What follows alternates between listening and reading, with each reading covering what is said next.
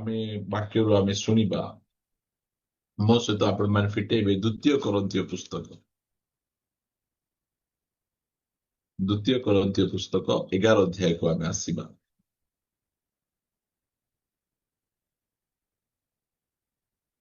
11 ଅଧ୍ୟାୟର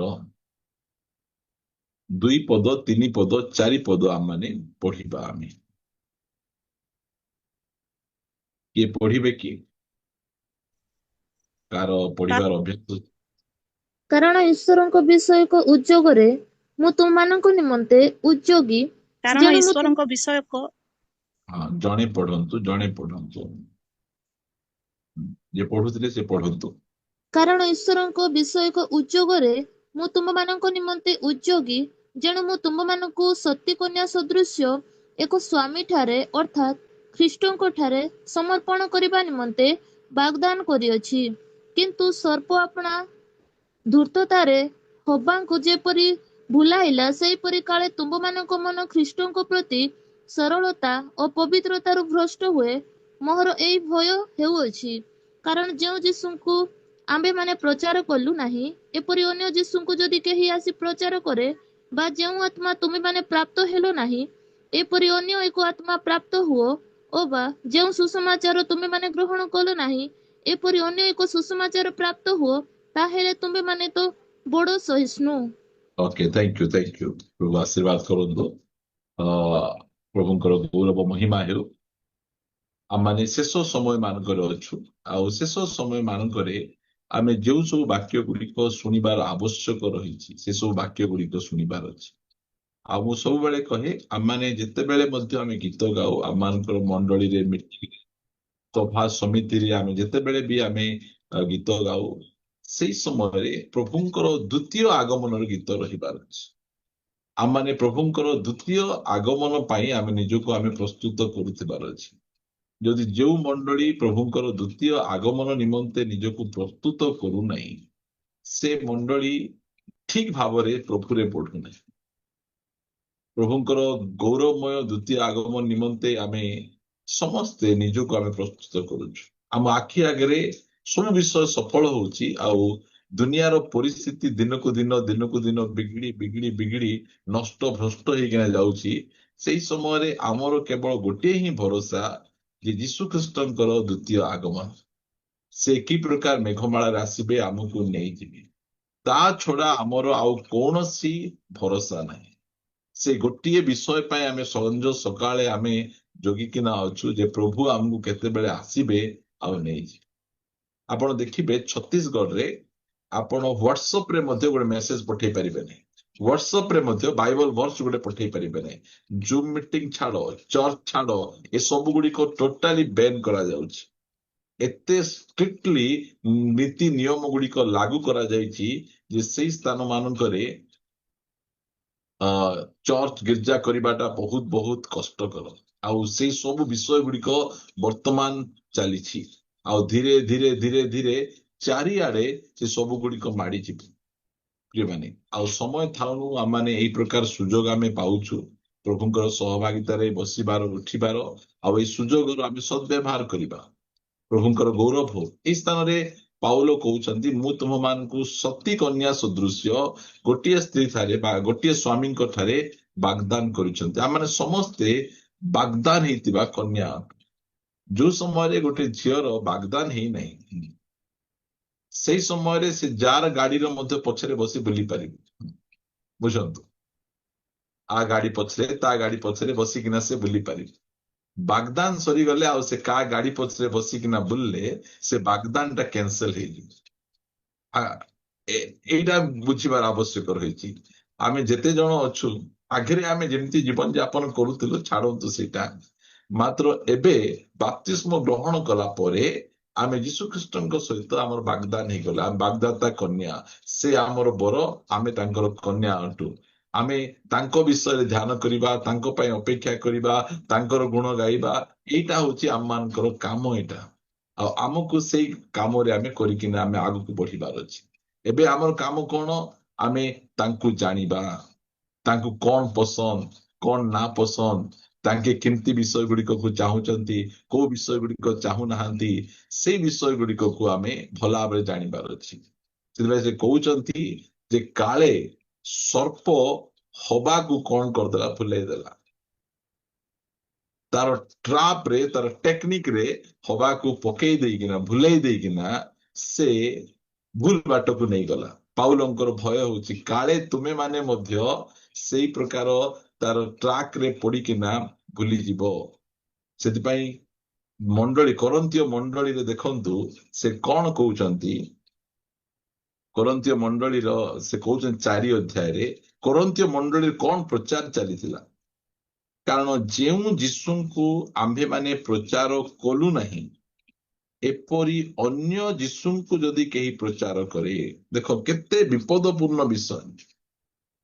କରନ୍ତୀୟ ମଣ୍ଡଳୀରେ ଲୋକମାନେ ଅରିଜିନାଲ ଯୀଶୁଙ୍କୁ ପ୍ରଚାର ନ କରି ଗୋଟେ ଡୁପ୍ଲିକେଟ ଯୀଶୁଙ୍କୁ ବା ଅନ୍ୟ ଯୀଶୁଙ୍କୁ ପ୍ରଚାର କରୁଥିଲେ। এইটা କିଏ ଜାଣିପାରିବ, ଏଇଟା କିଏ ଚିହ୍ନି ପାରିବ? ଏଇଟା କେବଳ ଗୋଟେ କନ୍ୟା ହିଁ ଜାଣିପାରିବ, ଅନ୍ୟମାନେ ଜାଣିପାରିବେ ନାହିଁ। ଗୋଟେ କନ୍ୟା ହିଁ ଜାଣିପାରିବ ତାର ବର କିଏ, କାହା ସହିତ ବାଗଦାନ ହେଇଛି, କାହାର କଥା ଶୁଣିବାର ଆବଶ୍ୟକ ରହିଛି। ଆଜି ଏଇ ସମୟରେ ଅନେକ ଜଣ ଅଛନ୍ତି, ମୁଁ ଯୀଶୁ ଖ୍ରୀଷ୍ଟ ବୋଲି ସେମାନେ ଦାବି କରୁଛନ୍ତି। ମୁଁ ଯୀଶୁ ଖ୍ରୀଷ୍ଟ, ମୁଁ ଯୀଶୁ ଖ୍ରୀଷ୍ଟ। ଆପଣ ଗୁଗଲ ସର୍ଚ୍ଚ କଲେ ଆପଣଙ୍କୁ ଶହ ଶହ ଲୋକମାନେ ମିଳିଯିବେ ଯୀଶୁ ଖ୍ରୀଷ୍ଟ, ମୁଁ ଯୀଶୁ ଖ୍ରୀଷ୍ଟ ବୋଲି ଦାବି କରିବା ଲୋକମାନେ।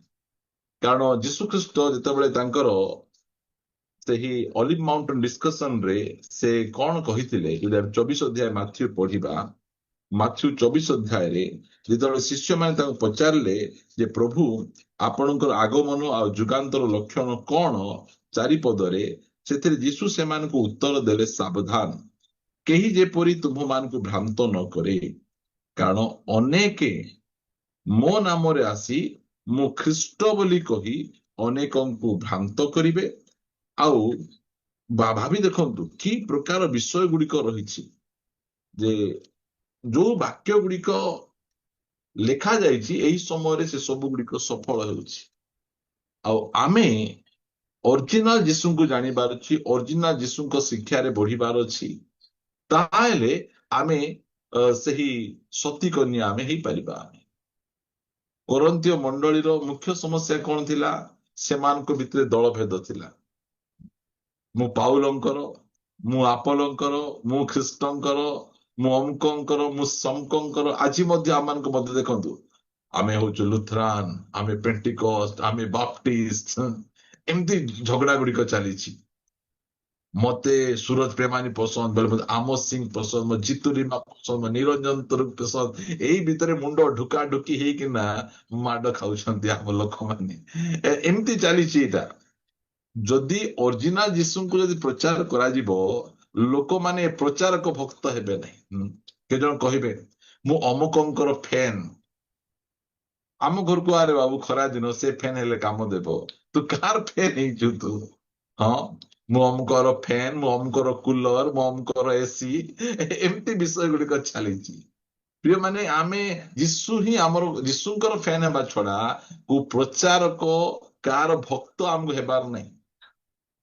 କରନ୍ତୀୟ ମଣ୍ଡଳୀର ଲୋକମାନେ ଯୀଶୁଙ୍କର ଫ୍ୟାନ ନ ହେଇକିନା କିଏ ପିତରଙ୍କର ଫ୍ୟାନ ହେଇଯାଇଛି, କିଏ କେଫାର ଫ୍ୟାନ ହେଇଯାଇଛି, କିଏ ପାଉଲଙ୍କର ଫ୍ୟାନ ହେଇଯାଇଛି।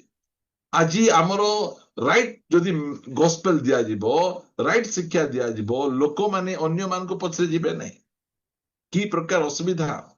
ଆଜି ଏମିତି ପ୍ରକାର ଅସୁବିଧା, ଆମେ ଯାହାକୁ ଆମର ଗୁରୁ, ଆମର ଦାସ ବୋଲି ଭାବୁଥିବୁ, ସେ ଦାସ ଭୁଲ କାମ କଲେ ମଧ୍ୟ ଆମକୁ ସେ ଭୁଲ ପରି ଲାଗିବ ନାହିଁ। ଏମିତି ପରିସ୍ଥିତି ଆମମାନଙ୍କର ଜଗତରେ ଅଛି। ଯଦି ଗୋଟେ ପ୍ରଭୁଙ୍କର ଦାସ ସେ ବସିଥିବେ, କଣ ଖାଇ ଦେଇଥିବେ, ପେଟ ଗଡବଡ ହଉ, ତାଙ୍କର ଯଦି ଗୋଟେ ସାଉଣ୍ଡ ବାହାରିଗଲା, ତାହେଲେ ଲୋକ କହିବେ ଦେଖ ଆମର ଆଜ୍ଞା କେତେ ତାଳରେ ସାଉଣ୍ଡ ବାହାର କଲେ। ଏମିତି କଥା ମଧ୍ୟ ଲୋକମାନେ କହିବେ। କାହିଁକି? ଏ ଯୋଉ ଫ୍ୟାନ ମାନେ, ଏଇଟା ଯୋଉ ବେଶୀ ଅସୁବିଧା। ଆମେ କାହାର ଫ୍ୟାନ ହେବା କଥା ନୁହେଁ। ଏ କରନ୍ତୀୟ ମଣ୍ଡଳୀର ନିକଟରେ ଯଦି ରାଇଟ ଟିଚିଂ ଚାଲିଥିଲା, ପାଉଲ ରାଇଟ ଟିଚିଂ ଦେଇଥିଲେ, ମାତ୍ର ଅନ୍ୟ ଜଣେ ଯାଇକିନା ଅନ୍ୟ ଯୀଶୁଙ୍କୁ ଶିକ୍ଷା ଦଉଥିବାରୁ ସେମାନଙ୍କ ଭିତରେ ଏବେ ଦଳ ଭେଦ ପଳେଇ ଆସିଛି। এইটা হଉଛି ପ୍ରୋବ୍ଲେମ। ଆମେ ଦଳ ଭେଦରେ ଆମେ ରହିଯାଇଛୁ। ଆମେ ଆଉ କରନ୍ତୀୟ ମଣ୍ଡଳୀରେ କି ପ୍ରକାର ବ୍ୟଭିଚାର କାମ କରୁଥିଲା ଟିକେ ଭାବି ଦେଖନ୍ତୁ। ସେ ମଣ୍ଡଳୀରେ ଜଣେ ନିଜର ଷ୍ଟେପ ମଦରଙ୍କ ସହିତ ବାହା ହେଇଥିଲେ, ଶାରୀରିକ ସମ୍ପର୍କ ରଖିଥିଲେ। କୋଉ ପ୍ରକାର ଶିକ୍ଷା ଚାଲିଥିଲା? ଆଜି ଆମମାନଙ୍କର ମଣ୍ଡଳୀରେ ଜୁମରେ କୋଉ ଯୀଶୁ, ଅନ୍ୟ ଯୀଶୁଙ୍କର ଶିକ୍ଷା ଚାଲିଛି କି? ଅନ୍ୟ ସୁସମାଚାର ଚାଲିଛି କି? ଅନ୍ୟ ଆତ୍ମା ଚାଲିଛି କି? ଯୋଉଠି ଅନ୍ୟ ଯୀଶୁଙ୍କର ଶିକ୍ଷା ଚାଲିବ, ଆପଣ ସାଙ୍ଗେ ସାଙ୍ଗେ ଜାଣିଦେବେ ଅନ୍ୟ ଯୀଶୁ କଣ ଚାହିଁବେ? ସେ ଧନ ଚାହିଁବେ, ଟଙ୍କା ଚାହିଁବେ। ଏଟା ମନେ ରଖନ୍ତୁ। ଯେତେବେଳେ ମଧ୍ୟ ଜଣେ ବ୍ୟକ୍ତି ତାଙ୍କର ପ୍ରଚାରରେ ଆପଣଙ୍କର ପକେଟରୁ ପଇସା କାଢିବା ପାଇଁ ଚେଷ୍ଟା କରିବେ, ବିଭିନ୍ନ ପ୍ରକାର କଥା କହି ଆପଣଙ୍କ ଠାରୁ ଦାନ ସଂଗ୍ରହ କରିବା ପାଇଁ ଇଚ୍ଛା କରୁଥିବେ, ପଇସା କଲେକ୍ସନ କରିବାକୁ, ଫଣ୍ଡ ରେଜିଂ କରିବା ପାଇଁ ଇଚ୍ଛା କରୁଥିବେ, ଏଇଟା ଆମର ଯୀଶୁ ନୁହନ୍ତି। ଏଇଟା ଯାକକୁ ଆପଣ ଷ୍ଟ୍ରିକ୍ଟଲି ଜାଣିଥିବେ। ଆମର ପ୍ରଭୁ ଯୀଶୁ ଖ୍ରୀଷ୍ଟ କେବେ କାହାକୁ ଟଙ୍କା ମାଗି ନାହାନ୍ତି। ଶିଷ୍ୟମାନେ କେବେ କାହାକୁ ଟଙ୍କା ମାଗି ନାହାନ୍ତି। ପାଉଲ କେବେ କାହାକୁ ଟଙ୍କା ମାଗି ନାହାନ୍ତି। ଆଜି ମତେ ଏତେ କଷ୍ଟ ଲାଗୁଛି, ଏତେ ଜଣ ହ୍ୱାଟ୍ସଆପ କରୁଛନ୍ତି, ଆଜ୍ଞା ଆମର ମିଟିଂ ଅଛି, ଆଜ୍ଞା ଦାନ ଟିକେ ପଠାଅ। ଆଜ୍ଞା ଆମେ ଟିକେ ଘର ବାନ୍ଧୁଛୁ, ଆମକୁ ଦାନ ଟିକେ ପଠାଅ। ଆମେ ଟିକେ ଚର୍ଚ୍ଚ ତିଆରି କରୁଛୁ, ଦାନ ଟିକେ ପଠାଅ। ଆମେ ଟିକେ ମେଡିକାଲରେ ପଢିଛୁ, ଆମକୁ ଦାନ ଟିକେ ପଠାଅ। ଏଇଟା କୋଉ ଯୀଶୁଙ୍କର ଶିକ୍ଷା? ଏଇଟା ଲୋକମାନଙ୍କୁ ଏଇ ପ୍ରକାର ପଇସା ମାଗିବାର ଶିକ୍ଷା। ଏବେ ଦେଖନ୍ତୁ, ଗଣେଶ ପୂଜା ଯେତେବେଳେ ପଳେଇ ଆସୁଛି, ରାସ୍ତାରେ ଦୌଡ଼ି ପକେଇ ଜଗିକିନା ଗୋଟେ ଅ ରସିଦ ଧରିକିନା ପଇସା ମାଗୁଛନ୍ତି। ଆମେ ସେମିତି କରିବା କି? ପେଣ୍ଟିକଷ୍ଟ ଲୋକ, ବାପ୍ଟିଷ୍ଟ ଲୋକ, ହଁ ଏଇଟା ସେମାନେ ଶିଖିଛନ୍ତି। ପ୍ରିୟ ପ୍ରଭୁଙ୍କ ଲୋକମାନେ, ଆପଣମାନଙ୍କୁ ସବୁ ମୁଁ କାହିଁକି କହୁଛି ଯେ ଅନ୍ୟ ଯୀଶୁଙ୍କର ଶିକ୍ଷା, ଅନ୍ୟ ଯୀଶୁଙ୍କ ବିଷୟରେ ଆମେ ଜାଣିବାର ଅଛି। ଦେଖୁ ଦେଖୁ ଆମେ ଜାଣିଦେବାର ଅଛି, ଚିହ୍ନିଦେବାର ଅଛି। ଏବେ ରାତି ଅନ୍ଧାରରେ ମଧ୍ୟ ଯଦି ଆମକୁ ଗୋଟେ ତରକାରୀ ଖାଇବାକୁ ଦିଆଯିବ, ଲୁଣ ଲାଗିନଥିବ, ଆମେ ସାଙ୍ଗେ ସାଙ୍ଗେ ଜାଣିଦେବୁ ଏଇଟା ଅଲଣାଟା। ସେମିତିକା ଆମେ ଶୁଣୁ ଶୁଣୁ ଆମେ ଜାଣିଦେବାର ଅଛି। ସେଦିନ ହବା ଜାଣିପାରିଲେ ନାହିଁ ଏଇଟା କାର ସ୍ୱର, ଏଇଟା ପରମେଶ୍ୱରଙ୍କର ସ୍ୱର କି? ସେ କେମିତି ଆସିଲା? ଆଗ ଏ କି ସତ୍ୟ। କଣ ଧରି ଆସୁଛି? ବାକ୍ୟ ଧରି ଆସୁଛି, ବାଇବଲ ଧରି ଆସୁଛି। ମଣ୍ଡଳୀରେ ଯଦି ଅନ୍ୟ ଧର୍ମର ଭଗବାନ ଗୁଡିକକୁ ପ୍ରଚାର କଲେ, ସେଟା ଆମ ଦରକାର ନାହିଁ ଆମେ କହିଦବୁ। ମାତ୍ର ଅନ୍ୟ ଯୀଶୁଙ୍କର ପ୍ରଚାରକୁ ଆମେ ଜାଣିବାର ଅଛି, ଚିହ୍ନିବାର ଅଛି। ଆମେ ଏବେ ଆମର ଚର୍ଚ୍ଚ କାମ ଚାଲିଛି, ଆମର ଘର ତିଆରି କାମ ଚାଲିଛି। ସୋସିଆଲ ମିଡିଆରେ କେବେ ମଧ୍ୟ କାହାକୁ କି ଆପଣଙ୍କ ଜୁମରେ ମଧ୍ୟ କେବେ ପ୍ରେ ରିକ୍ୱେଷ୍ଟ ମଧ୍ୟ ଆମେ ଦେଇନୁ। ପ୍ରାର୍ଥନା ଟିକେ କରନ୍ତୁ, ଆମର ଟିକେ ପଇସାର ଟିକେ ଅଭାବ ହଉଛି, ଏତିକି ଟିକେ ଦରକାର ଅଛି, ସେତିକି ଟିକେ ଦରକାର ଅଛି। କେବେ ଆମେ ଏସବୁ କରିନୁ। କାହିଁକି? ଆମେ ଅନ୍ୟ ଯୀଶୁଙ୍କର ସେବା କରୁନାହୁଁ। ଆମର ଆବଶ୍ୟକତା କୌଣସି ମନୁଷ୍ୟ ପୂର୍ଣ୍ଣ କରିବେ ନାହିଁ, ପରମେଶ୍ୱର ପୂର୍ଣ୍ଣ କରିବେ। ପରମେଶ୍ୱରଙ୍କ ନିକଟରେ ଆମେ ପ୍ରାର୍ଥନା ଆମେ କରିବାର ଆବଶ୍ୟକ, ତାଙ୍କୁ ମାଗିବାର ଅଛି, ସେ ଆମମାନଙ୍କୁ ଯୋଗେଇବେ। ଆକୁ ତାକୁ ମାଗିବାର ନାହିଁ। ଆମର ବନ୍ଧୁ ବାନ୍ଧବ ଯୋଉମାନେ ରିଲେଟିଭ ଅଛନ୍ତି, ତାଙ୍କୁ ଆମେ କହିପାରିବୁ, ଆଜ୍ଞା ଆମକୁ ଗୋଟେ ଏତିକି ଟଙ୍କା ଦେଇଥାଅ, ସେତିକି ଟଙ୍କା ଦେଇଥାଅ, ଆମେ ପଇସା ହେଲେ ଫେରେଇ ଦେବୁ। ସେଇଟା ଅଲଗା ବିଷୟ ସେଇଟା। ମାତ୍ର ଆମେ ଲୋକମାନଙ୍କୁ ଫଣ୍ଡ ରେଜିଂ କଥା, ଟଙ୍କା ଆଦାୟ କରିବା କଥା, ଘର ଘର ବୁଲିକିନା ରସିଦ ଧରିକିନା ତାକୁ କଲେକ୍ସନ କରିବାଟା, ଏଇଟା ଆମ ଯୀଶୁ ଖ୍ରୀଷ୍ଟଙ୍କର ଶିକ୍ଷା ନାହିଁ। ଏଇଟା ହଉଛି ଅନ୍ୟ ଯୀଶୁଙ୍କର ଶିକ୍ଷା। ଏଇଟା ଯୀଶୁ ଖ୍ରୀଷ୍ଟଙ୍କୁ ମଧ୍ୟ ତାଙ୍କର ସେବା କାର୍ଯ୍ୟ ନିମନ୍ତେ ପଇସା ଦରକାର ଥିଲା। ତାଙ୍କୁ କେମିତି ଲୋକ ପଇସା ଦଉଥିଲେ, ମୁଁ ଆପଣମାନଙ୍କୁ ଦେଖେଇବା ପାଇଁ ଚାହେଁ। ଲୁକ ଲିଖିତ ସୁସମାଚାର 8 ଅଧ୍ୟାୟକୁ ଆସିବେ।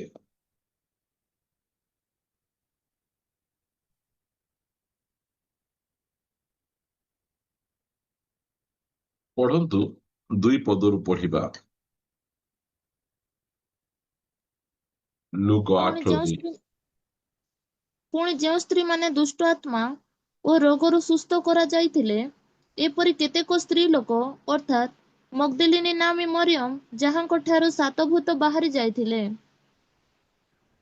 ହଁ, ତା ପଛେ ହେରୋଦଙ୍କ ବ୍ୟବହୃତା ଖୁଜାଙ୍କ ଭାର୍ଯ୍ୟ ଜୋହାନା, ଶୋଷନା, ପୁଣି ଆହୁରି ଅନେକ ସ୍ତ୍ରୀ ଲୋକ ତାହାଙ୍କ ସଙ୍ଗରେ ଥାଇ ଆପଣା ଆପଣା ସମ୍ପତ୍ତି ଦେଇ ସେମାନଙ୍କ ସେବା କରୁଥିଲେ। ହଁ, ବହୁ କେତେ ସଂଖ୍ୟକ ବଢିଆ। ଲୋକ ସେତିକି ଥାଉ।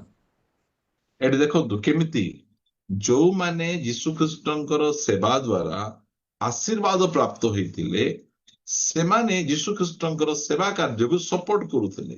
ଯୀଶୁ ଖ୍ରୀଷ୍ଟ କେବେ କାହାଠୁ ଟଙ୍କା ମାଗି ନାହାନ୍ତି। ଶିଷ୍ୟମାନେ କେବେ କାହାଠୁ ଟଙ୍କା ମାଗି ନାହାନ୍ତି। ସେଇ ସମୟର ଚର୍ଚ୍ଚ ଫାଦର ମାନେ କେବେ କାହାଠୁ ଟଙ୍କା ମାଗି ନାହାନ୍ତି। ମାତ୍ର ଆଜି ଦେଖନ୍ତୁ, ଯଦି ଆପଣମାନେ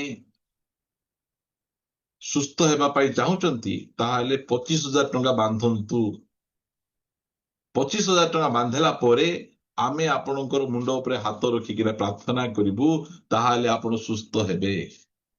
ଆଜି ବଡ ବଡ ପ୍ରଭୁଙ୍କର ଦାସ ମାନଙ୍କ ସହିତ ସେଲଫି ଉଠେଇବା ପାଇଁ ମଧ୍ୟ ପଇସା ଦେବାକୁ ପଡୁଛି।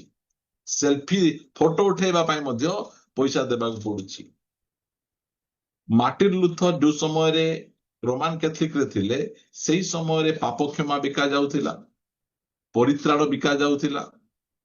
ଏବେ କଣ ବିକା ଯାଉଛି? ଏବେ ସୁସ୍ଥତା ବିକା ଯାଉଛି, ଅଭିଷେକ ବିକା ଯାଉଛି, ତେଲ ବିକା ଯାଉଛି, ସାବୁନ ବିକା ଯାଉଛି। ଆଉ ଏଇ ସବୁ ଗୁଡିକକୁ ଲୋକମାନେ କିଣିକିନା ସେମାନେ ନଉଛନ୍ତି। ଦେଖନ୍ତୁ, ଯୋଉ ତେଲ ଦୋକାନରେ କିଣିଲେ 20 ଟଙ୍କା, ସେଟାକୁ ଅଭିଷେକ ତେଲ ବୋଲି 200 ଟଙ୍କା ବୋଲି ଲୋକମାନେ କିଣୁଛନ୍ତି।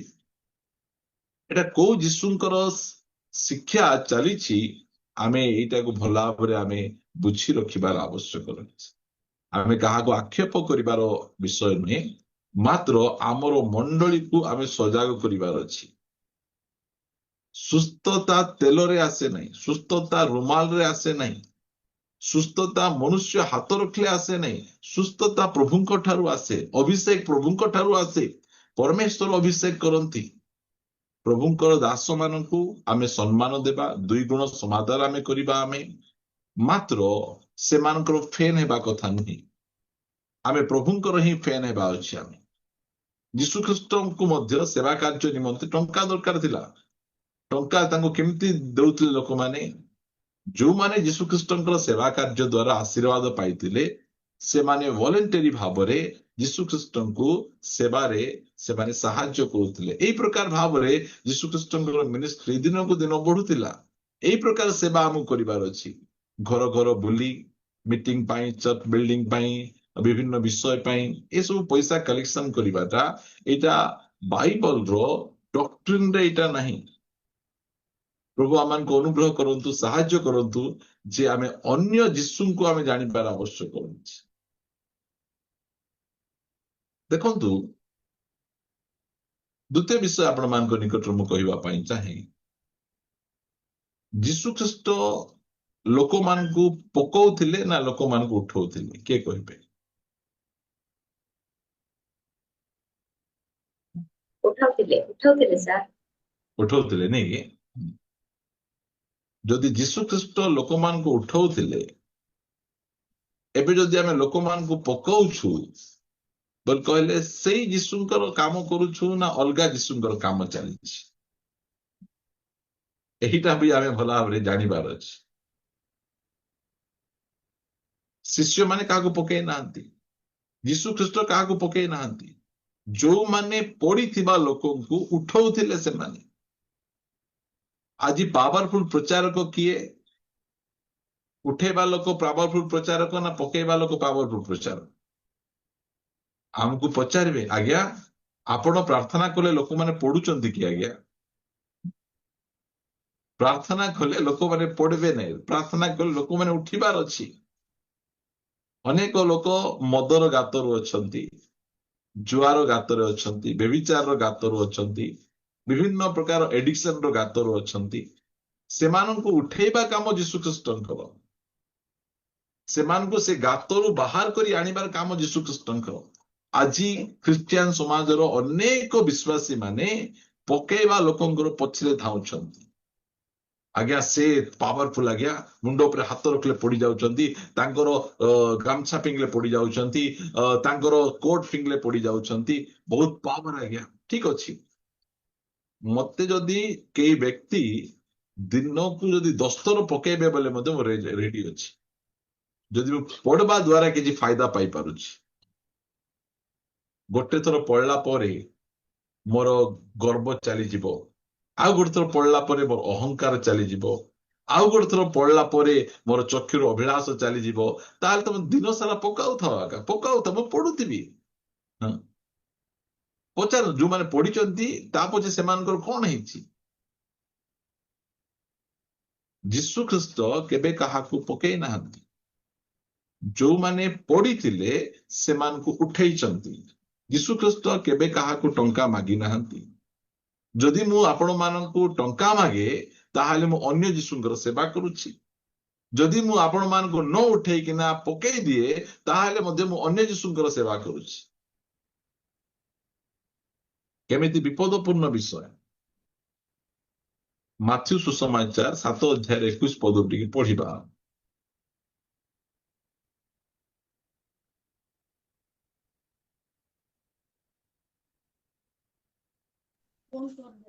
ମୋତେ ପ୍ରଭୁ ପ୍ରଭୁ ବୋଲି ଡାକନ୍ତି ଏପରି ପ୍ରତ୍ୟେକେ ସ୍ୱର୍ଗ ରାଜ୍ୟରେ ପ୍ରବେଶ କରିବେ ନାହିଁ, ମାତ୍ର ଯେ ମୋହର ସ୍ୱର୍ଗସ୍ଥ ପିତାଙ୍କ ଇଚ୍ଛା ସାଧନ କରେ ସେ ପ୍ରବେଶ କରିବ।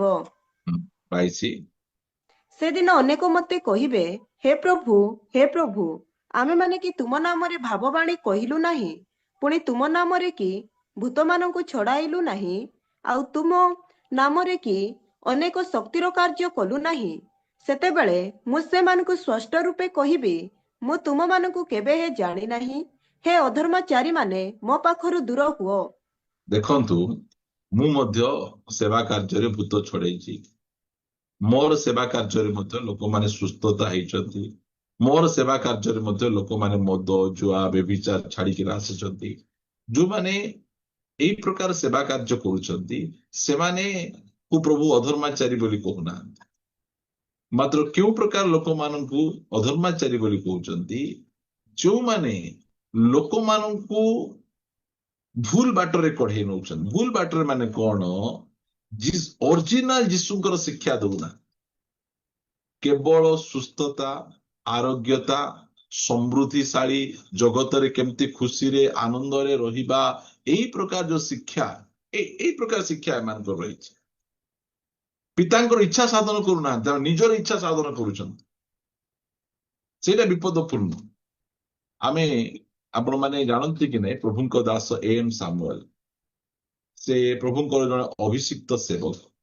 ପ୍ରଭୁ ତାଙ୍କୁ ଶକ୍ତିଶାଳୀ ଭାବରେ ବ୍ୟବହାର କରିଛନ୍ତି। ଆପଣମାନେ ଯଦି କେବେ A.M. Samuel, captain A.M. Samuel ଯଦି ଆପଣ ଗୁଗଲରେ ୟୁଟ୍ୟୁବରେ ସର୍ଚ୍ଚ କରିବେ, ତାଙ୍କର ଶହ ଶହ ମେସେଜ ଆସିବ, ଆପଣ ଶୁଣିପାରିବେ। ସେ ମିଲିଟାରୀରେ ଥିଲେ, ଆଉ ସେଠିରୁ ପ୍ରଭୁ ତାଙ୍କୁ ଆହ୍ୱାନ କଲେ, ଆଉ ପଞ୍ଜାବ ଅଞ୍ଚଳରେ ସେ ଅତି ସୁନ୍ଦର ଶକ୍ତିଶାଳୀ ଭାବରେ ସେବା ସେ କରିଛନ୍ତି। ଦିନେ ଜଣେ ପ୍ରଭୁଙ୍କର ଦାସ ତାଙ୍କୁ ତାଙ୍କ ଘରକୁ ଡାକିଲେ, ଆଉ ତାଙ୍କ ଘରକୁ ଡାକି ତାଙ୍କୁ କହିଲେ, ଆଜ୍ଞା ମୁଁ 40 ଦିନ ଫାଷ୍ଟିଂ ରଖିଥିଲି ଆଜ୍ଞା। 40 ଦିନ ଫାଷ୍ଟିଂ ରଖିଲା ପରେ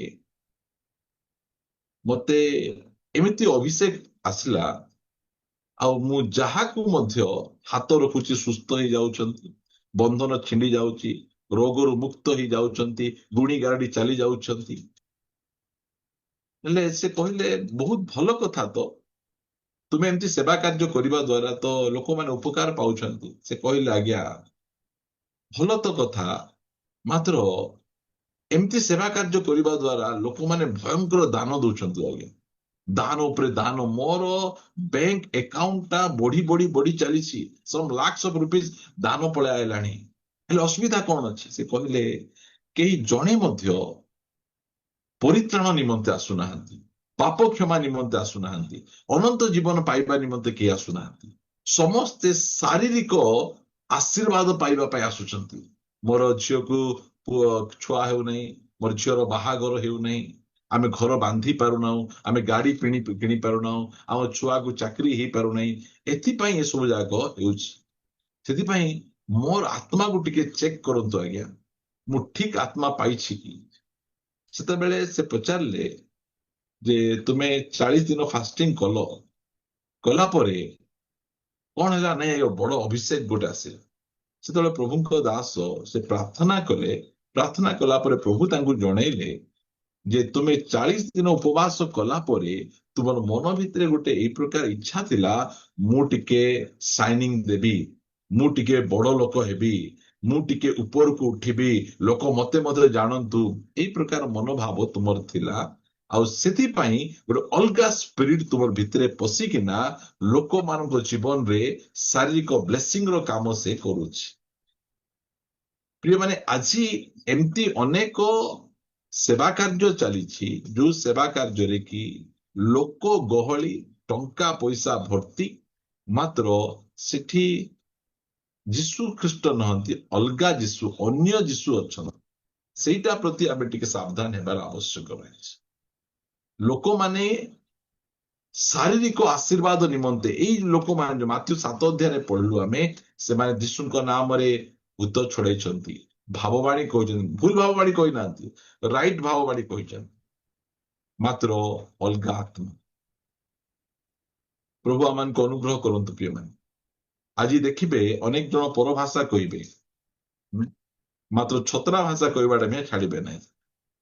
ଭୟଙ୍କର ଭାବରେ ଗଣ୍ଡଗୋଳ ହେଲା ବୋଲି କହିଲେ ତ ସଂସ୍କୃତ ଉପରେ ସଂସ୍କୃତ ବାହାରିବ। ସେମାନେ ଚର୍ଚ୍ଚ ଯଦି ଡେଇଁ ଡେଇଁକିନା ପରଭାଷା କହିବେ, ସେଠି ମଧ୍ୟ ଡେଇଁ ଡେଇଁକିନା ଝଗଡା ମଧ୍ୟ ସେମାନେ କରିବେ। କୋଉ ଆତ୍ମା ଏଇଟା? କୋଉ ଆତ୍ମା ଲାଗିଛି ଏଇଟା? ମୁଁ ପବିତ୍ର ଆତ୍ମା ପାଇଲା ପରେ ବସିକିନା IPL ଖେଳ ଦେଖିବି। ହଁ, ମୋର ଫେଭରେଟ ଟିମ୍ RCB, ରୟାଲ ଚ୍ୟାଲେଞ୍ଜର ବେଙ୍ଗଲୋର, ଏଇଟା ବୋଲିକି ଲୋକମାନେ ଦେଖୁଛନ୍ତି। ମୁଁ ପବିତ୍ର ଆତ୍ମା ପାଇଛି। କୋଉ ଆତ୍ମା ପାଇଛ? କୋଉ ଯୀଶୁଙ୍କୁ ତୁମେ ପାଇଛ? ଆମ ଭିତରେ ଯୀଶୁ ମଧ୍ୟ ଅଛନ୍ତି। ସେ ଯୀଶୁ ମଧ୍ୟ IPL ଦେଖୁଛନ୍ତି ଆମ ସହିତ ବସିକିନା। ସେ ଯୀଶୁ କିଛି କହୁନାହାନ୍ତି, ଦେଖରେ ବାବୁ ଦେଖେ। ପ୍ରିୟ ପ୍ରଭୁଙ୍କ ଲୋକମାନେ, ଆମେ ସତୀ କନ୍ୟା ଅଟୁ। ଆମେ ସତୀ କନ୍ୟା ମାନେ ଅନ୍ୟ ଯୀଶୁଙ୍କର ପଛରେ ଯିବେ ନାହିଁ। ସେମାନେ ସ୍ୱର ବାରି ପାରିବେ। ଏଇ ଯୋଉ ଶିକ୍ଷା ଦିଆଯାଉଛି, ଏଇଟା କୋଉ ପ୍ରକାର ଶିକ୍ଷା ଦିଆଯାଉଛି? ଏଇଟା ଅରିଜିନାଲ ଯୀଶୁଙ୍କର ଶିକ୍ଷା କି ନା ଏଇଟା ଅନ୍ୟ ଯୀଶୁଙ୍କର ଶିକ୍ଷା? କରନ୍ତୀୟ ମଣ୍ଡଳୀରେ ପାଉଲ ଦେଖିଲେ, ତୁମର ଭିତରେ ତ ଅନ୍ୟ ଯୀଶୁଙ୍କର ଶିକ୍ଷା ଚାଲିଛି। ଅନ୍ୟ ଯୀଶୁଙ୍କର ଶିକ୍ଷା ଯେତେବେଳେ ଚାଲିଲା, ସେଇ ସମୟରେ ପୁରା ଗଡବଡ ହେଇ ଲୋକମାନେ ଭୁଲ ବାଟକୁ ପଳେଇ ଯିବେ। ପ୍ରଭୁ ଆମମାନଙ୍କୁ ଅନୁଗ୍ରହ କରନ୍ତୁ, ଦୟା କରନ୍ତୁ। ପ୍ରିୟମାନେ, ଅନ୍ୟ ଯୀଶୁଙ୍କର ଶିକ୍ଷାକୁ ଆମେ ବାରି ପାରୁଥିବାର ଅଛି ଆମେ ଖ୍ରୀଷ୍ଟିଆନ ଭାଇ ଭଉଣୀ ମାନେ। ନହେଲେ ଆମେ ଠିକ ବୋଲି ଭାବୁଥିବୁ। ଯେତେବେଳେ ଆମେ ସୁନା କିଣିବାକୁ ଯିବୁ, ଏକଲା ଯିବୁ କି? ଆମେ 3-4 ଲୋକକୁ ଧରିକିନା ଆମେ ଯିବୁ। ଆମେ କାହିଁକି? କାଳେ ଡୁପ୍ଲିକେଟ ଟା ଆଣିଦେଲେ ଅସୁବିଧା ହେଇ। ଯେତେବେଳେ ବାହା ହେବାକୁ ଯିବୁ, ସେତେବେଳେ ଏକଲା ଯିବୁ କି? ଆମେ ନାଇଁ ନାଇଁ, 4-5 ଜଣଙ୍କୁ ଧରିକି ଯିବୁ। ଦେଖ, ଟିକେ ଯାଞ୍ଚ କର, ପରୀକ୍ଷା କର। ସେତେବେଳେ ମଧ୍ୟ ଆମେ ବାକ୍ୟ ଶୁଣିଲେ ମଧ୍ୟ ଭଲ ଭାବରେ ଯାଞ୍ଚ କରିବାର ଅଛି। କାହାର ବାକ୍ୟ ଶୁଣୁଛୁ? ଯୀଶୁଙ୍କର ବାକ୍ୟ ଶୁଣୁଛୁ କି ଅନ୍ୟ ଯୀଶୁଙ୍କର ବାକ୍ୟ ଆମେ ଶୁଣୁଛୁ? ଅନ୍ୟ ଯୀଶୁ ଲୋକମାନଙ୍କୁ ପକାନ୍ତି, ମାତ୍ର ଅରିଜିନାଲ ଯୀଶୁ ଲୋକମାନଙ୍କୁ ଉଠାନ୍ତି। 38 ବର୍ଷ ଧରି ଜଣେ ବ୍ୟକ୍ତି ସେ ଖଟିଆରେ ସେ ଶୋଇକିନା ଥିଲେ। ଯୀଶୁ ଖ୍ରୀଷ୍ଟ ତା ମୁଣ୍ଡ ଉପରେ ହାତ ରଖି ଭଡ଼ସ୍କା ପଡିଯା ବୋଲି କହିଲେ ତାକୁ। ନା ଉଠେଇଲେ? ତାଙ୍କୁ ଉଠେଇଲେ ଆଉ କହିଲେ, ତମର ଖଟିଆ ଘେନି ତମେ ଚାଲ ବୋଲି କହିଲେ। ଆଉ ତା ପଛେ କହିଲେ କି ଯାଉ ଯାଉ ସମସ୍ତଙ୍କୁ କହିବ ହେଲା, ମୁଁ ତୁମକୁ ସୁସ୍ଥ କରିଛି, ମୁଁ ତୁମକୁ ଆରୋଗ୍ୟ କରିଛି। ଯୀଶୁ ସୁସ୍ଥ କଲା ପରେ ଲୋକମାନଙ୍କୁ କଣ ବୋଲି କହୁଥିଲେ? କୁହ ବୋଲି କହୁଥିଲେ କି କୁହ ନାହିଁ ବୋଲି କହୁଥିଲେ? କିଏ କହିବ? ନାହିଁ କହୁଥିଲେ। କାହାକୁ କୁହ ନାହିଁ ବୋଲୁଥିଲେ। ଆଜି ସୁସ୍ଥ କଲା ପରେ କଣ କହୁଛନ୍ତି? କାହାକୁ କୁହ ବୋଲୁଛୁ? ସମସ୍ତଙ୍କୁ କୁହ। ହଁ, ଜିହୋଭା ରାଫା ପ୍ରେୟର ଗ୍ରୁପ ଦ୍ଵାରା ସୁସ୍ଥ ହେଇଛନ୍ତି ବୋଲିକିନା ବଡ ଭାବରେ ସବୁ ଚିଲ୍ଲେଇ ଚିଲ୍ଲେଇ ଚିଲ୍ଲେଇ ଚିଲ୍ଲେଇ କୁହ। ଆମର ଦ୍ଵାରା ହେଲେ ଆଜ୍ଞା, ଆମର ଦ୍ଵାରା ହେଲେ, ଆମେ ମୁଁ ମୁଣ୍ଡ ଉପରେ ହାତ ରଖିବା ହେଲେ ଆଜ୍ଞା। ଏଟା କୋଉ ପ୍ରକାର ଯୀଶୁଙ୍କର ସେବା ଚାଲିଛି? ଆମର ଚର୍ଚ୍ଚରେ ଲୋକ ସୁସ୍ଥ ହଉନାହାନ୍ତି, ଭୂତ ଆତ୍ମାରୁ ମୁକ୍ତ ହଉନାହାନ୍ତି। ଆମେ ସୋସିଆଲ ମିଡିଆରେ କାହିଁକି ଭିଡିଓ ପୋଷ୍ଟ କରୁନୁ? ଆମେ ରେକର୍ଡିଂ କରିକିନା, କାରଣ ଆମେ ଅନ୍ୟ ଯୀଶୁଙ୍କର ସେବା ଆମେ କରୁନୁ। ନହେଲେ ଆମର ଚର୍ଚ୍ଚ, ଏବେ ତ ଚର୍ଚ୍ଚରେ ଜାଗା ନାହିଁ, ଯଦି ଆମେ ସେମିତି କରିଥାନ୍ତୁ ହେଲେ ମଧ୍ୟ ଆମର ଚର୍ଚ୍ଚରେ ଜାଗା ନଥାନ୍ତା, ଭୟଙ୍କର ଲୋକ ଗହଳି ହେଇଥାନ୍ତେ। ସେଇ ଚର୍ଚ୍ଚରେ ଉପାସନା, ଚର୍ଚ୍ଚର ସେବା ଦ୍ୱାରା ଭୟଙ୍କର ଭାବରେ ଦୁଷ୍ଟ ଆତ୍ମା, ମନ୍ଦ ଆତ୍ମା ହିଲିଂ, ବିଭିନ୍ନ ପ୍ରକାର ବିଷୟ ହେଉଛି। ଆମେ କାହିଁକି ଆଡଭର୍ଟାଇଜ କରୁନୁ? କାରଣ ପ୍ରଭୁ ଆମକୁ କହିଛନ୍ତି ଯେ ସେଟା ଆଡଭର୍ଟାଇଜ କର ନାହିଁ। ଜଣେକୁ ସୁସ୍ଥ କରିଥିବେ, ତାକୁ ଧରିକିନା 15ଟା ମିଟିଂ ବୋଲୁଥିବେ, କ ମୁଁ ପ୍ରାର୍ଥନା କଲା ସୁସ୍ଥ ହେଲି, କରେ କରେ। ସେ ଆରେ କହୁଥିବ, ସେ କହୁଥିବ ସେ ଆଜ୍ଞା ଏମିତି କଲେ, ମୁଣ୍ଡ ଉପରେ ହାତ କେମିତି ହଲା ହଲା ହଲା ହଲା କରିବାରୁ ମୁଁ ପୁରାପୁରି ସୁସ୍ଥ ହେଇଗଲି। ପ୍ରିୟ ମାନେ, ଏଇଟା ଆଜିକାଲି ଚାଲିଛି। କୋଉ ଯୀଶୁଙ୍କର ସେବା ଆମେ କରୁଛୁ? ଆମେ ଏବେ ମୋର ସେବା କାର୍ଯ୍ୟ ଦ୍ୱାରା କେହି ସୁସ୍ଥ ହେଲେ, ସେ ଠିଆ ହେଇକିନା ସେ ନିଜେ କହିବେ, ଆଜ୍ଞା ମତେ ସେ ଅମକ ଆଜ୍ଞାଙ୍କ ଚର୍ଚ୍ଚକୁ ଯାଇଥିଲି, ସେଠି ପ୍ରାର୍ଥନା କଲେ ଆଉ ଆମେ ସୁସ୍ଥ ହେଲୁ। ମାତ୍ର ଆମେ ନିଜେ ପ୍ରଚାର କରି ବୁଲିବା କଥା ନୁହେଁ। ଯଦି ଆମେ ପ୍ରଚାର କରୁଛୁ, ଆମେ କୋଉ ଯୀଶୁଙ୍କ ପଛରେ ଅଛୁ, କେଉଁ ଯୀଶୁଙ୍କର ଆମେ ସେବା କରୁଛୁ, ଆମେ ସେଥିପ୍ରତି ଆମେ ଟିକେ ଧ୍ୟାନ ଦେବାର ଆବଶ୍ୟକ ରହିଛି। ପ୍ରଭୁ ଆମକୁ ଦୟା କରନ୍ତୁ, ଅନୁଗ୍ରହ କରନ୍ତୁ। ପ୍ରିୟମାନେ, ଆମେ ଅନ୍ୟ ଯୀଶୁଙ୍କର, ଅନ୍ୟ ଆତ୍ମାଙ୍କର ପଛରେ ଆମେ ଯିବାର ନାହିଁ। ଏଠି ଗୋଟେ ପଦ ଆମେ ପଢିବା, ମୋ ସହିତ ଆପଣମାନେ ଜହନ ପୁସ୍ତକ, ପ୍ରଥମ ଜହନ ପୁସ୍ତକ ଫିଟେଇବେ ଟିକେ, 4 ଅଧ୍ୟାୟର 1 ପଦରୁ ଟିକେ ପଢିବେ।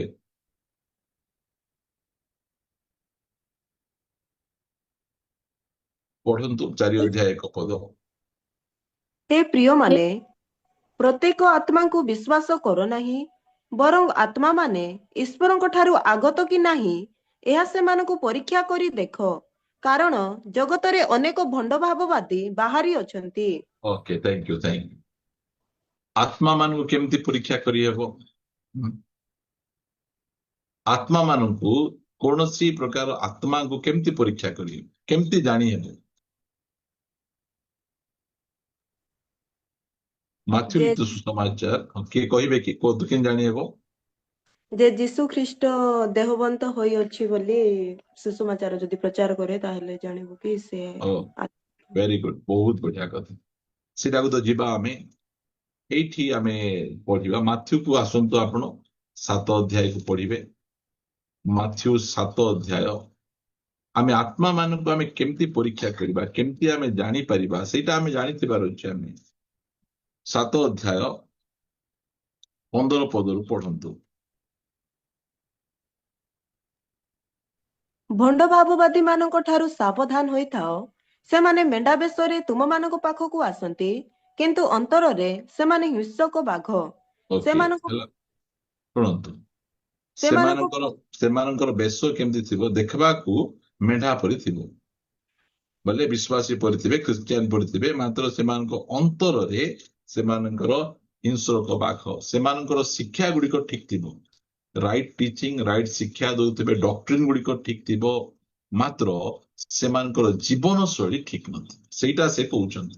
ପଢନ୍ତୁ ତା ତଳ ପଦରେ। ସେମାନଙ୍କ ଫଳ ଦ୍ୱାରା ତୁମେମାନେ ସେମାନଙ୍କୁ ଚିହ୍ନିବ। ଲୋକମାନେ କି କଣ୍ଟା ଗଛରୁ ଦ୍ରାକ୍ଷା ଫଳ କିମ୍ବା କାନକଳି ଗଛରୁ ଡିମିରି ଫଳ ତୋଳନ୍ତି, ସେଇ କେମିତି ଚିହ୍ନି ପ୍ରକାରେ ପାରିବା? ଆମେ କୋଉଟା ଦ୍ଵାରା ଚିହ୍ନି ପାରିବା? ଫଳ ଦ୍ୱାରା। ଫଳ ଦ୍ଵାରା, ଗିଫ୍ଟ ଦ୍ଵାରା ନୁହେଁ। କି ସୁନ୍ଦର, କି ମଧୁର ପ୍ରଚାର କରିବେ ଆଜ୍ଞା। ତାଙ୍କର ସେବା କାର୍ଯ୍ୟ ଦ୍ୱାରା କି ମିରାକଲ୍ସ ହେବ ଆଜ୍ଞା। ପ୍ରଚାର, ଆଶ୍ଚର୍ଯ୍ୟ କର୍ମ, ଭାବବାଣୀ, ଏସବୁ ଯାକ କଣ ଅଟେ? ଏସବୁ ଯାକ ଦାନ ବରଦାନ ଅଟେ। ଆଜି ଲୋକମାନେ ଦାନ ବରଦାନ ପଛରେ ଯାଉଛନ୍ତି, ଆଉ ୟୁଟ୍ୟୁବରେ ଦେଖିକିନା ଦାନ ବରଦାନ ପ୍ରଚାରକ ମାନଙ୍କୁ ଡାକୁଛନ୍ତି, ମାତ୍ର ସେମାନଙ୍କ ଫଳକୁ ଦେଖୁନାହାନ୍ତି। ଫଳ ଦ୍ୱାରା ଆମେ ଗଛକୁ ଚିହ୍ନି ପାରିବା। ଯଦି ଗୋଟେ ଗଛରେ କଣ୍ଟା ଫଳ ଫଳୁଛି, ପିତା ଫଳ ଫଳୁଛି, ବିଷ ଫଳ ଫଳୁଛି, ଦେଖିବାକୁ ସେ ସମାନ ଦିଶୁଥିବ, ମାତ୍ର ବିଷ ଫଳ ଥିବ। ସେଥିପାଇଁ ଆମେ ଫଳ ଦ୍ୱାରା ଆମେ ଗଛକୁ ଆମେ ଚିହ୍ନିବା, ଗୋଟେ ବ୍ୟକ୍ତିଙ୍କୁ ଆମେ ଚିହ୍ନିବା, ପ୍ରଭୁଙ୍କର ଲୋକମାନଙ୍କୁ ଚିହ୍ନିବା ଠିକ ଆତ୍ମା କି ଠିକ ଆତ୍ମା ନୁହେଁ।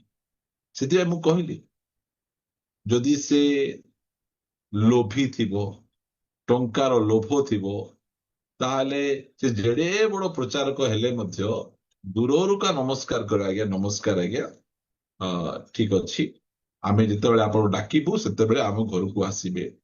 ଆମେ ଦୂରରୁ ଏକା ଚିହ୍ନିବାର ଅଛି।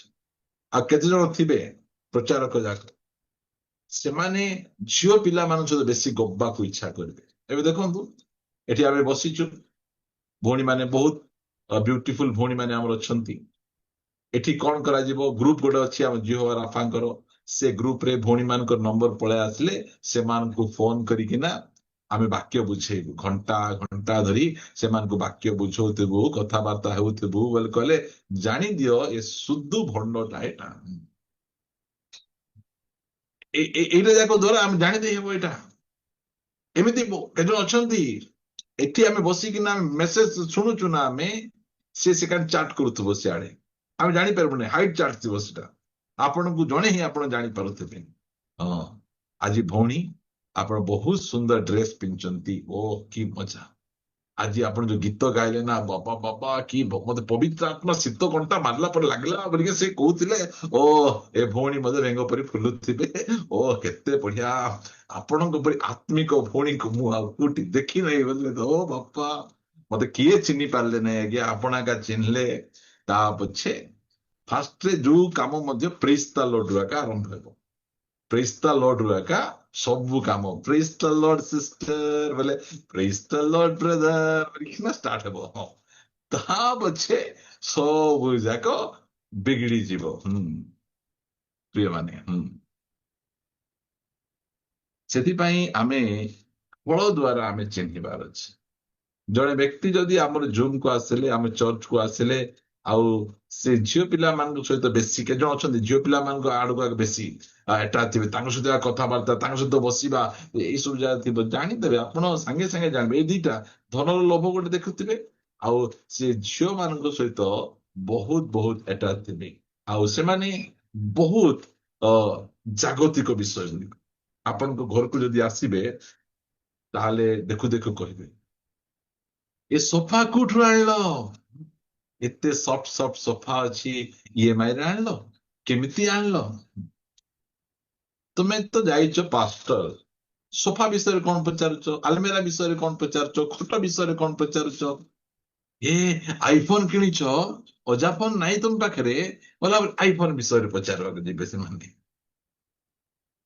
ଏଇ ସବୁ ବିଷୟ ଗୁଡିକ ଦ୍ୱାରା ଆମେ ଲୋକମାନଙ୍କୁ ଆମେ ଚିହ୍ନି ହେବ। ଫଳ ଦ୍ୱାରା ଆମେ ଗଛକୁ ଆମେ ଚିହ୍ନିବାର ଅଛି। ଯଦି ତୁମର ପାଳକଙ୍କର ବିନା ନୋଟିସରେ ଆପଣଙ୍କ ଘରକୁ ଆସୁଛନ୍ତି, ଆପଣଙ୍କ ସହିତ ମିଶୁଛନ୍ତି, କଥାବାର୍ତ୍ତା ହଉଛନ୍ତି, ସେ ଠିକ ଲୋକ ନୁହନ୍ତି। ଆପଣ କହିବେ ଆଜ୍ଞା ଆପଣ ବି ଯେବେ ଆମ ଘରକୁ ଆସିବେ ଆମର ପାଳକ ଆଜ୍ଞାଙ୍କ ସହିତ ଆସନ୍ତୁ, ଆପଣ ଏକଲା ଏକଲା କଣ ଆସୁଛନ୍ତି? ଆଉ କହିବେ ଆପଣ ଏକଲା ଆମ ଘରକୁ ଆସନ୍ତୁ ନାହିଁ, ଆପଣ ତ ବାହା ହେଇଛନ୍ତି, ଆପଣ ସ୍ତ୍ରୀକୁ ଧରିକି ନା ଆସନ୍ତୁ, ସ୍ତ୍ରୀ ଧରି ଆସିବେ, ଏକଲା ଏକଲା ପଳେଇ ଆସିବେ ସେମାନେ। ଏ ସବୁ ଜାଗାକୁ ଆମେ ଜାଣିପାରିବା ଅନ୍ୟ ଆତ୍ମା, ଅନ୍ୟ ଯୀଶୁ, ଅନ୍ୟ ସୁସମାଚାର, ଏ ସବୁ ଗୁଡିକ ବର୍ତ୍ତମାନ ସୁଦ୍ଧା ଚାଲିଛି। ଅନ୍ୟ ଯୀଶୁଙ୍କ ବିଷୟରେ ଆମେ ଯେତେ ଆମେ ପ୍ରଚାର କରିପାରିବା ସେତେ ଆମେ ପ୍ରଚାର କରିବା, ଅନ୍ୟ ସୁସମାଚାର ବିଷୟରେ ପ୍ରଚାର କରିବା, ଅନ୍ୟ ଆତ୍ମା ବିଷୟରେ ଆମେ ପ୍ରଚାର କରିବା। ଆମକୁ କେହି ନ ଠକୁ, ଆମେ ସତୀ କନ୍ୟା ସଦୃଶ୍ୟ ଗୋଟେ ସ୍ୱାମୀଙ୍କ ସହିତ ବାଗଦାନ ହେଇଛୁ। ଆମେ ରାଇଟ୍ ସୁସମାଚାର, ରାଇଟ୍ ଆତ୍ମା, ରାଇଟ୍ ଜିଜସଙ୍କ ସହିତ ଆମେ କନେକ୍ଟ ହେଇକିନା ଆମେ ଆଗକୁ ବଢିବାର। ଯଦି ଆମେ ଭୁଲଟା ସହିତ କନେକ୍ଟ ହେଇଗଲୁ, ଆମେ ମଧ୍ୟ ଭ୍ରାନ୍ତିରେ ପଡିଯିବୁ, ଆମେ ମଧ୍ୟ ଟ୍ରାକ୍ ଆଉଟ୍ ହେଇଯିବୁ, ଆମେ ରେପଚରରେ ଆମେ ଯାଇପାରିବୁ ନାହିଁ। ସେଥି ନିମନ୍ତେ ଆତ୍ମା ଗୁଡିକକୁ ଆମେ ପରୀକ୍ଷା କରିବାର ଅଛି। ଅରିଜିନାଲ ଯୀଶୁ କଣ କରୁଥିଲେ, ଏ ଅନ୍ୟ ଯୀଶୁ କଣ କରୁଛନ୍ତି, ସେଥିପାଇଁ ଆମେ ଅରିଜିନାଲ ଯୀଶୁଙ୍କ ବିଷୟରେ ଆମେ ଭଲ ଭାବରେ ଜାଣିବାର ଅଛି। ଆମର ଯୀଶୁ ଖ୍ରୀଷ୍ଟ ସେବା କାର୍ଯ୍ୟ କରିବା ପୂର୍ବରୁ କେତେ ଦିନ କେତେ ରାତି ଫାଷ୍ଟିଂ କରିଥିଲେ, ଏ କୁହନ୍ତୁ ତ, କିଏ କହିବେ? 40 ଦିନ 40 ରାତ୍ରି। ଦେଖନ୍ତୁ ଏଇଟା ଆମର ପ୍ରଭୁ ଯୀଶୁ ଖ୍ରୀଷ୍ଟ ଫାଷ୍ଟିଂ ଅଛି ତାଙ୍କ ଜୀବନରେ। ଆଜି ଅନେକଙ୍କ ଜୀବନରେ ଫାଷ୍ଟିଂ ନାହିଁ। ଆଜି ଅନେକ ପାଳକ ପ୍ରଚାରକ ମାନେ ଫାଷ୍ଟିଂ ବିଷୟରେ କହିବେ ନାହିଁ, କାହିଁକି? ସେମାନେ ତ କରୁନାହାନ୍ତି। ଆଉ ଯିଏ ଫାଷ୍ଟିଂ କରୁନାହିଁ ସେ ଫାଷ୍ଟିଂ ବିଷୟରେ କେମିତି କହିବ? ଯିଏ ପବିତ୍ର ରହୁନାହିଁ ସେ ପବିତ୍ର ବିଷୟରେ କେମିତି ଶିକ୍ଷା ଦେବ? ଯିଏ ଫିଲ୍ମ ଦେଖୁଛି ଫିଲ୍ମ ଛାଡ ବୋଲି ସେ କେମିତି କହିପାରିବ? ଯିଏ IPL ଭଲ ଭାବରେ ଦେଖୁଛି IPL ଦେଖିବାର ଠିକ ନାହିଁ ବୋଲି ସେ କେମିତି କହିପାରିବ? ସେ କହିପାରିବ ନାହିଁ। ସେଥିପାଇଁ ଆମେ ଅନ୍ୟ ଯୀଶୁଙ୍କୁ ଜାଣିବାର ଅଛି, ଅନ୍ୟ ଆତ୍ମାଙ୍କୁ ଜାଣିବାର ଅଛି, ଅନ୍ୟ ସୁସମାଚାରକୁ ଜାଣିବାର ଅଛି। ସବୁ ଆତ୍ମାକୁ ଆମେ ଗ୍ରହଣ କରିବା କଥା ନୁହେଁ। ଆତ୍ମା ଗୁଡ଼ିକକୁ ପରୀକ୍ଷା କରିକିନା ଆମେ ଜାଣିବାଟା ଶିଖିବାର ଅଛି। ତାପରେ ଯାଇକିନା ଆମେ ସେ ଆତ୍ମାଙ୍କୁ ଆମେ ଗ୍ରହଣ କରିବାର ଅଛି। ନହେଲେ ଆମେ ମଧ୍ୟ ଭୁଲ ବାଟକୁ ପଳେଇଯିବୁ। ସେଇଟା ପାଉଲଙ୍କର ଭୟ ଥିଲା। ନିନ୍ଦା, ତାଡ଼ନା, କଷ୍ଟ ଏସବୁ ଗୁଡ଼ିକ ମଣ୍ଡଳୀକୁ କେବେ ନଷ୍ଟ କରୁନାହିଁ। ମାତ୍ର କୋଉଟା? ଏ ଅନ୍ୟ ଯୀଶୁ, ଅନ୍ୟ ଆତ୍ମା, ଅନ୍ୟ ସୁସମାଚାର ମଣ୍ଡଳୀ ଭିତରେ, ବିଶ୍ୱାସୀ ମାନଙ୍କ ଭିତରେ ପଶିକିନା ବାଳୁଙ୍ଗା ବୁଣି ଦଉଛି ଆଉ ବିଶ୍ୱାସୀ ମାନଙ୍କୁ ଥଣ୍ଡା କରିଦଉଛି, ଭୁଲ ବାଟକୁ ନେଇଯାଉଛି, ପବିତ୍ର ଜୀବନ ଯାପନ କରିବାକୁ ଦେଉନି। ସେଥିପାଇଁ ଆମେ ଆଜିର ଶିକ୍ଷାକୁ ଆମେ ଏଇଠି ରଖିବା। ଆମେ ପ୍ରାର୍ଥନା କରିବା ପାଇଁ ଯିବା ପ୍ରଭୁଙ୍କ ନିକଟରେ ଆଉ ପ୍ରଭୁଙ୍କୁ କହିବା, ପ୍ରଭୁ ସମସ୍ତ ଭ୍ରାନ୍ତିରୁ ଆମକୁ ରକ୍ଷା କର। ସତୀ କନ୍ୟା ସଦୃଶ୍ୟ ଗୋଟେ ସୁସମାଚାର, ଗୋଟିଏ ଆତ୍ମା, ଗୋଟିଏ ଯୀଶୁଙ୍କ ସହିତ ହିଁ ଆମେ ଆଗକୁ ଆମେ ବଢିବା। ପ୍ରାର୍ଥନା ଆମେ କରିବା ପାଇଁ ଯିବା। ପ୍ରଭୁ ଆମମାନଙ୍କୁ ଜ୍ଞାନ ଦିଅନ୍ତୁ, ବୁଦ୍ଧି ଦିଅନ୍ତୁ। ହବାକୁ ଯେମିତି ସର୍ପ ଭୁଲେଇଲା, ଗୋଟିଏ ଛୋଟିଆ ପାପ କଣ? ଫଳ ଖାଇଦେଲେ ତା ଦ୍ୱାରା ସମଗ୍ର ମାନବ ଜଗତ ପାପରେ ପତିତ ହେଇଗଲା। ଆଜି ମଧ୍ୟ ଗୋଟେ ଛୋଟିଆ ବୀଜ ଆପଣଙ୍କ ଭିତରେ ସେ ଆସିକିନା ବୁଣିଦେବ, ଆପଣ, ଆପଣଙ୍କ ପରିବାର, ଆପଣଙ୍କ ମଣ୍ଡଳୀ ଟ୍ରାକ୍ ଆଉଟ୍ ହେଇକିନା ଭୁଲ ବାଟକୁ ପଳେଇ ଯିବେ। ସେଥିପାଇଁ ଆମେ ସତ୍ୟ ସୁସମାଚାରକୁ ଜାଣିବାର ଅଛି। ସତ୍ୟ ଆତ୍ମା, ସତ୍ୟ ଯୀଶୁଙ୍କୁ ଆମେ ଜାଣିବାକୁ ପଡିବ। ଆମେ ଆସନ୍ତୁ ପ୍ରାର୍ଥନା ଆମେ କରିବା ପାଇଁ ଯିବା। ପ୍ରିୟମାନେ, ସତ୍ୟ ଯୀଶୁ ଧନ ଲୋଭୀ ନୁହନ୍ତି। ସତ୍ୟ ଯୀଶୁ ଧନ ମାଗନ୍ତି ନାହିଁ। ସତ୍ୟ ଯୀଶୁ ଲୋକମାନଙ୍କୁ ପକାନ୍ତି ନାହିଁ, ଲୋକମାନଙ୍କୁ ଉଠାନ୍ତି। ସତ୍ୟ ଯୀଶୁ ନିଜର ସୁଖ ଚେଷ୍ଟା କରନ୍ତି ନାହିଁ। ପ୍ରିୟମାନେ, ଆମେ ସତ୍ୟ ଯୀଶୁଙ୍କର ପଛରେ ଆମେ ଚାଲିବା। ଆମେ ସତ୍ୟ ଯୀଶୁଙ୍କୁ ହିଁ ଆମର ପ୍ରଭୁ ଭାବରେ ଗ୍ରହଣ କରିବା। ପିତା, ଆମେ ତୁମକୁ ଧନ୍ୟବାଦ ଦଉଛୁ, ପ୍ରଶଂସା କରୁଛୁ, ଗୌରବ କରୁଛୁ। ତୁମେ ପୁନର୍ବାର ଆଜି ବାକ୍ୟ ଦ୍ୱାରା ଆମମାନଙ୍କ ସହିତ କଥାବାର୍ତ୍ତା ହେଲ, ଆମକୁ ଏନକରେଜ କଲ। ମୁଁ ତୁମକୁ ହୃଦୟ ସହିତ ଧନ୍ୟବାଦ ଦଉଛି। ପ୍ରଭୁ, ଆଜି ତୁମେ ଆମମାନଙ୍କୁ ଗୋଟେ ୱାର୍ଣ୍ଣିଂ ର ବାକ୍ୟ ତୁମେ ଦେଲ।